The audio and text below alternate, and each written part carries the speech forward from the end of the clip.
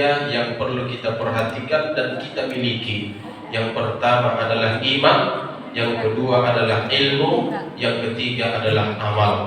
Bapak Ibu jamaah yang dimuliakan Allah Subhanahu wa taala. Yang pertama adalah iman.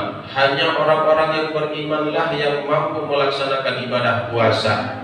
Bahkan Bapak dan Ibu, sikap orang-orang beriman pasti berbahagia menyambut datangnya bulan suci Ramadan. Belum lagi masuk Ramadan, kita orang yang beriman sudah berbahagia.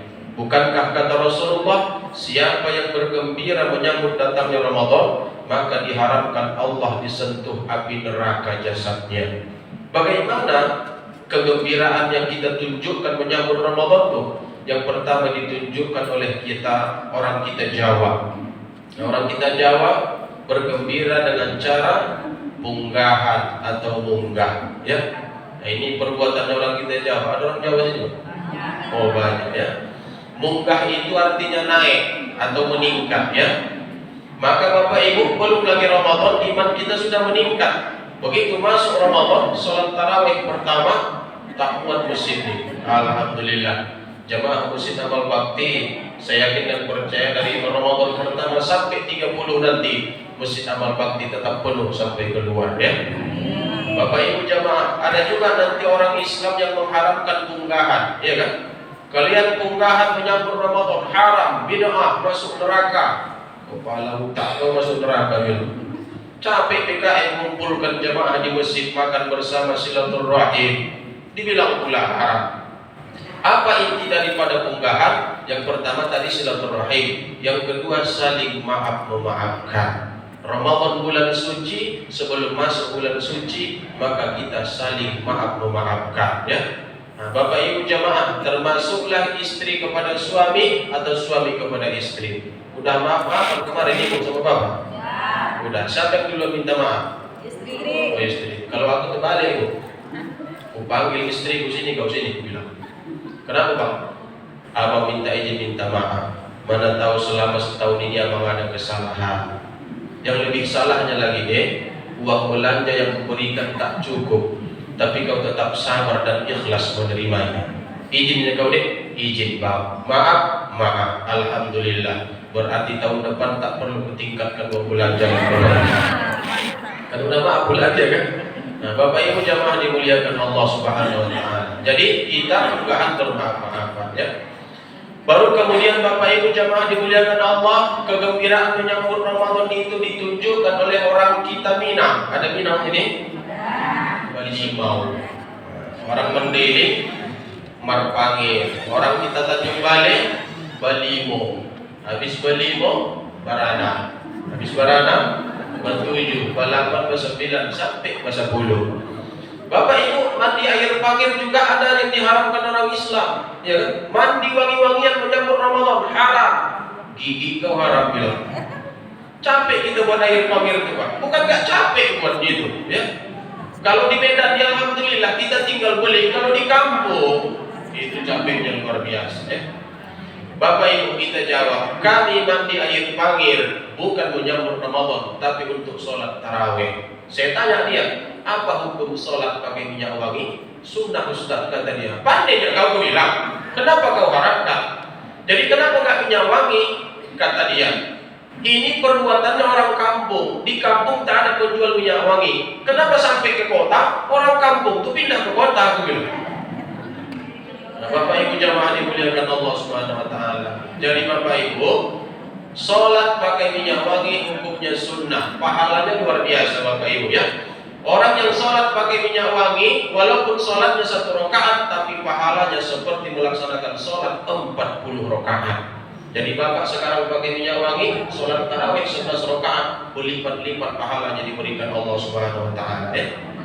Nah, Bapak dan Ibu, kalau nggak ada Bapak Ibu minyak wangi, belilah. Di mana belinya? Jerman 7 nomor 1 rumah saya. Dekatnya, ya. Bapak Ibu jamaah, ternyata Bapak Ibu minyak wangi yang kita beli, ya, tidaklah pula mengalahkan air pangir yang dibuat ayah mak kita. Minyak wangi kita beli, kita oles pagi, sore hilang wanginya di baju. Tapi air pangir yang Bapak Ibu mandikan kemarin, 3 hari 3 malam wanginya tetap tercium di kamar mandi. Betul kan? Itulah yang berdaya mak kita. Masih teringat saya dari mana air pangir itu dibuat. Kata mak saya, kau panjat dulu nak pokok pinangku. Manjat pokok pinang 20 meter panjat nak pokok pinangku. Ambil mayangnya. Tahu mayang? Nah, buah yang masih terbungkus, nah itulah taruh ke dalam panci. Apalagi mak jeruk purut sama daunnya. Apalagi mak serai wangi. Apalagi mak daun pandan. Nah, pakai daun pandan kok pak, habis mandi bau musang. Ya karena dulu bapak ibu asal bau pandan pasti musang samping rumah ya kan. Sekarang terbalik, kita takut keluar bu. Sekarang musang yang takut sama kita. Ada musang tangka untuk apa? Kopi luwak. Makan bapak ibu lah kopi luwak teh musang. Tapi tak mau makan gitu ya. Nah bapak ibu jamaah dimuliakan Allah Subhanahu Wa Taala. Jadi itu bentuk kegembiraan kita orang beriman menyambut datangnya Ramadan. Begitu masuk bulan suci Ramadan, ternyata iman juga bapak ibu. Yang mampu melaksanakan ibadah puasa adalah orang beriman. Maka Allah seru dalam ayat Al-Baqarah surah 183 itu, ya ayyuhalladzina amanu, wahai orang-orang beriman. Bukan orang Islam bapak ibu. Orang Islam kalau tak beriman tak puasa juga. Banyak orang Islam tak puasa. Banyak rumah makan pun nanti banyak rumah makan setengah tiang tewa. Dari pinggang ke bawah nampak, dari pinggang ke atas tak nampak. Kita tengok sepatunya berkilat semua. Ini dari kantor mana ada yang tak puasa itu pikir ya. Nah bapak ibu jamaah dimuliakan Allah Subhanahu Wa Taala. Jadi bapak dan ibu di bulan Ramadan itu ya kita imannya semakin meningkat ya. Nah, maka setelah beriman bapak ibu, maka yang kedua kita harus berilmu ya. Nah ilmu berpuasa itu ada bapak ibu. Orang beramal tak berilmu enggak salah amalnya ya. Bagaimana? Contoh, rukun puasa ada dua. Yang pertama berniat di malam hari. Yang kedua menghindarkan diri dari hal yang membatalkan puasa. Rupanya bapak kalau ikut sholat taraweh pasti berniat bapak. Ketika diajak Bilal nanti, itu siyama rahimahumullah. Maka bapak ibu berniat nawaitu sama odin puasa untuk esok. Rupanya bapak itu tak ikut taraweh. Nah kalau tak ikut tarawih berarti tak ada niat ya kan? Nantilah habis makan sahur baru berniat. Rupanya tak terbangun makan sahur. Jam 6 subuh, jam 6 pagi baru terbangun. Belum, berniat belum. Bagaimana caranya? Supaya puasa kita itu sah, maka bapak ibu berniatlah. Jangan 1 hari saja, tapi berniatlah 1 bulan ya. Sengaja aku berpuasa selama bulan suci Ramadan karena Allah Ta'ala. Lupa kita berniat di malam hari, sudah memadai niat yang 1 bulan itu. Nah, jadi ada ilmunya bapak ibu ya, supaya ibadah kita tetap sah di hadapan Allah Subhanahu Wa Taala. Baru kemudian yang ketiga amal. Di bulan Ramadan ini bapak ibu, Rasulullah menganjurkan kepada sahabat yang perlu kita perbanyak amal ada 3. Yang pertama adalah sholat, bukan sholat wajib, tapi sholat sunnah. Kalau sholat wajib itu bapak ibu mau tak mau kita kerjakan gitu. Nah, maka sholat yang banyak kita lakukan bulan Ramadan adalah sholat sunnah tarawih. Nah, jadi bapak ibu janganlah pula sholat sunnah tarawih saja. Selama bulan Ramadan di bapak ibu keluarkan semua sholat-sholat sunnah yang tersimpan. Nah, apa itu bapak ibu? Sholat sunnah tasbih, sholat sunnah mutlak, banyak sholat-sholat sunnah yang lain ya. Nah bapak ibu, kita alhamdulillah sholat tarawih ini 11 rakaat. Nah rame pula kok 11 rakaat. Buatlah 23 sunyi bapak ibu. Sunyi impaknya pun sedikit jadi kan. Nah jadi bapak ibu jamaah dimuliakan Allah, ibu, pak, sholat tarawih imamnya ustaz lambat, tahankan bu. Imamnya pun cepat, tahankan. Mau apa lagi bilang? As-sabru ala ibadah, sabar kita beribadah. Maka banyak PKM mencari imam tarawih itu yang muda-muda, yang tua-tua tak pernah dipakai kali bapak ibu. Kalau dipakai yang tua pasti orang dalam tuh yang tua, yang luar tak pernah dipakai kali. Pasti lambat bapak ibu. Mobil kalau udah tua lambat, kereta kalau udah tua lambat. Ini yang tua-tua ini sudah berlari di aspal, tertungkap di aspal, pasti lambat. Ada juga bapak ibu imamnya udah lambat, ibu tuh belum lagi takbir di belakang, bercakap orang di belakang. Memang perempuan ini luar biasa lah bu ya. Kalau sudah masuk ke masjid, bu diam aja lah mulut tuh dah. Yang dicakap orang itu siapa? Imamnya. Bismillahirrahmanirrahim. Ibu tuh ngomong sama kawan sebelah. Kau dengar suara ustaz baca Fatihah macam orang Melayu. Kelok-kelok kata dia. Alhamdulillahi Rabbil Alamin. tahu ini jam. Ya kita jam 10.15 baru siap kita ini. Ar-Rahmanir Rahim. Kita ngambil 4 rakaat aja ya. Nanti di rumah kita sambung.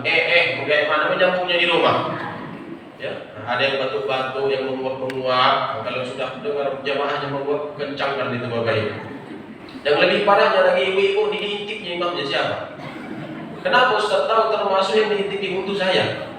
Ketika mau sholat kan saya ngadep ke belakang, sholat rapat lurus, disingkapnya tirai. Nampak saya aku bilang, kenapa Ustaz begitu? Ngapain saya intip-intip Ustaz dulu? Kedengarannya suaranya nanti ya.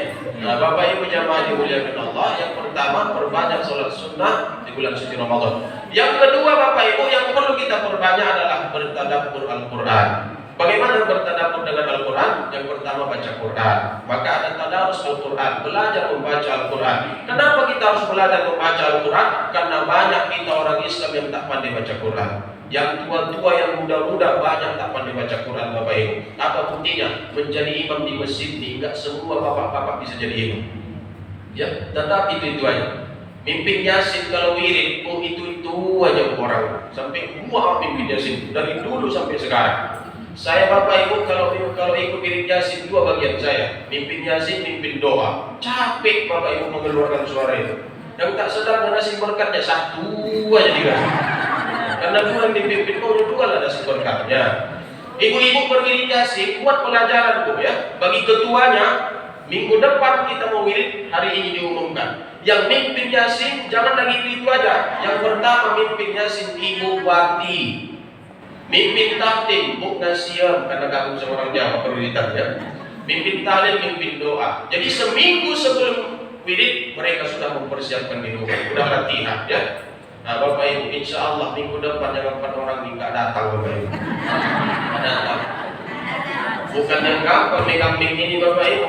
Protokol mengumumkan siapa ustaz laporan keuangan karena biasa megang mic. Coba Bapak Ibu dulu pegang mic di besok malam. Dari mulut pindah ke kuping. Assalamualaikum. Pindah ke kuping. Gemetar Bapak Ibu ya. Nah jadi Bapak Ibu kita bertadabbur Al-Quran bulan Ramadan, baca dan belajar Al-Quran ya. Kemudian yang ketiga yang perlu kita perbanyak bulan Ramadan adalah bersedekah. Nah, bersedekah Bapak Ibu, termasuk bersedekah ke masjid. Tadi diumumkan Bapak Ibu infak Ramadan berapa tadi? 500.000. Semalam saya ceramah Bapak Ibu malam Jumat itu di komplek ini Aspol, asrama polisi. Jadi Bapak Ibu infak kita kemarin 250.000. Honor Ustaz 350. Berhutang PKM Bapak. Aku tak terima lagi kupikir Bapak Ibu. Tapi capek juga ceramah sama imam, terima juga ya. Udahlah mengasihnya banyak kali lagunya. Ini Ustaz uang bensin. Kata dia pulang. Kita tolak nggak saya terima karena mobilku solar. Jadi kok boleh kan bensin hancurlah mesinnya ya. Bapak Ibu jemaah dimuliakan Allah Subhanahu wa taala. Jadi bersedekah kita Bapak Ibu untuk kemakmuran masjid. Bukan hanya sedekah bentuk infak uang di masjid, tapi juga antarkan berbuka. Ada buka bersama sini? Nah, Bapak Ibu pulang dari kantor belikan 10.000 setiap hari antarkan kemari. Ada musafir tak sempat berbuka di rumah dan dia singgah berbuka dengan makanan yang Bapak Ibu belikan, maka pahalanya kata Rasul sama dengan orang yang berpuasa. Subhanallah. Jadi kalau banyak duit nggak usah puasa pun kita bisa pahalanya sama dengan puasa. Insya Allah bersedekah nggak puasa masuk neraka, bukan masuk surga. Mentang-mentang banyak duit. Bapak Ibu jamaah dimuliakan Allah, bukan hanya ke masjid tapi juga kepada tetangga Bapak Ibu ya. Jangan tanya-tanya ibu bapak masak perbukaan apa tidak. Jangan tanya-tanya, antarkan aja perbukaan Bapak Ibu. Karena kami orang kampung, anak-anak sudah tahu jika ingin mau berbuka kolas pisang ke tetangga sebelah kanan. Kami di kampung Bapak Ibu, rumah kami dikelilingi pisang. Maka kalau berbuka malam pertama Ramadan pasti kolak pisang. Ramadan kedua pun kolak pisang. Ramadan ketiga juga kolak pisang. Sampai Ramadan 30 tetap kolak pisang. Malam lebaran dulu kami adik-beradik buka kami masak semua gara-gara kolak pisang. Tapi mama kami pintar, kau antar dulu nak kolak pisang di semangkuk ke tetangga sebelah kanan. dibalas pula dengan bola ubi. Alhamdulillah. Pembukaan apa? Kemana lagi nak? Ke sebelah kiri, dibalas pula dengan bubur jagung. 3. Ke muka lagi nak, ke muka. Nah, dia dibalas pula dengan bubur kacang. Ke belakang nak, nah, dibalas pula dengan bubur sum-sum. Gara-gara kolak pisang, 5 perbukaan kita waktu malam. Kan mantap kan, pintar orang tua kita. Besok di antara anak kolak pisang itu semangkuk ke rumah tetangga, sampai aja nisa nak enggak pulang-pulang. Heran bapaknya, kok lama kali kau pulang? Menunggu balasannya ya. Kata dia. Ya Allah ya Karim. Nah, Bapak Ibu jamaah dimuliakan Allah Subhanahu Wa Taala. Jadi Bapak Ibu 3 amalan yang dipesankan Rasul ini, ayo kita perbanyak. Insya Allah kita akan mendapatkan titel terbaik dari Allah di ujung ayat Al-Baqarah 183 itu, yaitu tattaqun, orang-orang yang bertakwa. Terima kasih. Assalamualaikum warahmatullahi wabarakatuh.